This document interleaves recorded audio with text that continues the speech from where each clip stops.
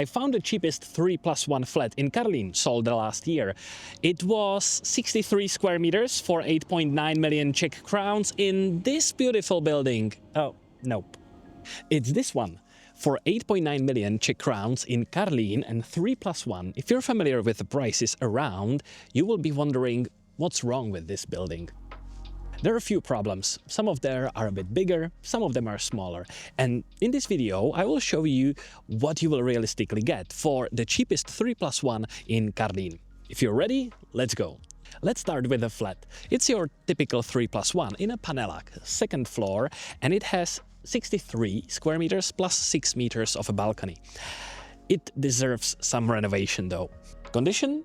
It needs work, a lot of work. Old kitchen, old bathroom, everything from probably the early 2000s. But there's actually one good thing here. All the interior walls, they're not load-bearing. I mean, they're not supporting walls, they're just some form of cheap fiberboard partitions. You can literally knock out everything and start from scratch. Proper renovation can cost you anything between 500 to a million or more if you feel fancy. New floors, new kitchen, new bathroom, updated wiring, the whole thing. Monthly fees for the building are around 5,500, in which is included not only the repair fund, but also the heating and the water deposits. So it's not that bad, considering you're living in Karlín, that probably isn't your biggest concern. The renovation might be, which will cost close to a million. There is a beautiful Czech word which refers to these types of buildings with not so much meaning. It's called Karlín-Rohan. In English, I think it's a rabbit hutch, a place where you store your rabbits if you are living on a countryside. Not what you want to be called, but I'm joking. It's not really that bad. The building, considering all the paneláks, is actually one of the nicer ones, and it doesn't have all the various palettes of colors. It's a decent white one. I'm not going to lie to you, this building is not the nicest.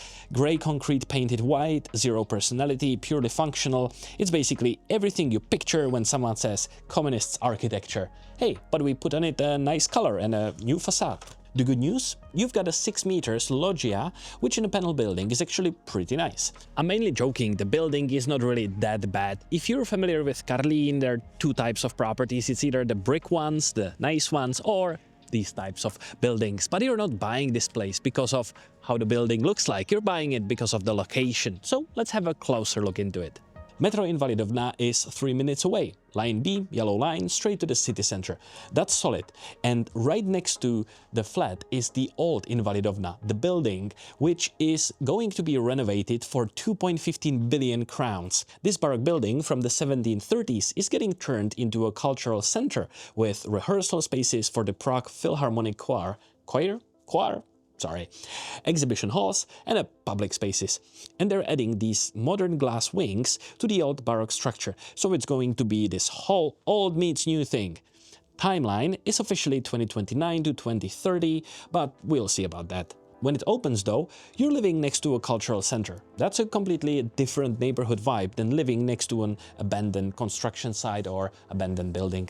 Did you know that this place, Invalidovna, was up for sale in 2016? You could have bought it for 600 million Czech crowns, but if you were smart, you didn't buy it because then the price was reduced for about half.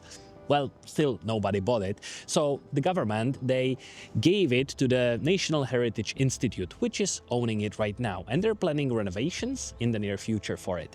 Kajslovy Sady Park is literally right here. Got renovated recently, a lot of green space, playgrounds, walking paths. It's actually one of the nicer parks in these parts of Prague now. You've got Albert, of course, supermarket, and the metro for groceries. Bike paths goes to Vítkov, which is the big hill with the monument, which I'm sure you know about, and amazing views over the city. And then down along the river on the Rohanský Ostrov. If you bike or run, this area is actually perfect for it. And then there's the development happening around here. Rohan city is going up just across the way. That's going to be a massive new neighborhood. Florence is getting completely transformed too. We're doing a whole separate video on that. It's like a 20 billion crowns worth of redevelopment. The whole Karlín-Rohanský Ostrov corridor is basically turning into one of Prague's biggest transformation zones. The most interesting topic about this property is definitely its price.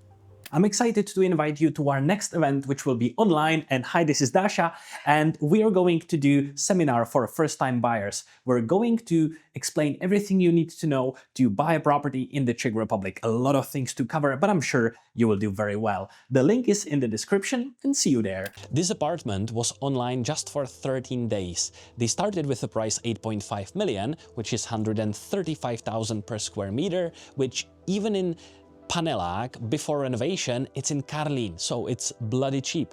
The price went up because whoever bought the apartment and signed the purchase contract later paid for it 8.9 million, which is 141,000 per square meter. In this case, the agency set the price relatively low, it attracted a lot of interest, and that increased the price. If you want to be competitive on this market, you have to do your research beforehand, or you need to know what is the average price in this area and have your mortgage pre-approved, because this will get you competitive advantage. The real deal, what would have happened with this apartment, I think it's one of these three scenarios. Either somebody bought it for themselves, do a renovation and lives in it, or some investor buys it, does a fancy renovation and tries to flip it with million profit, or investor as well, but they will keep it for long-term appreciation. Personally, I would find myself probably in the last one. Buy it, renovate it, hold it, and then eventually this whole area will lift up along with the Invalidovna redevelopment and of course the more development happening there closer to the river. Is this a good deal then? Would I have bought this? Yes, usually the flats we show here are the ones which are interesting. And for you, the key takeaway, I've already said, be ready for when the purchase starts, look into the specific areas. My name is Robin, founder of Expats Finance, and we bring real estate closer to expats, so you know what is a good area to buy, what prices are correct, and what not to forget to ask the agency. See you in the next video.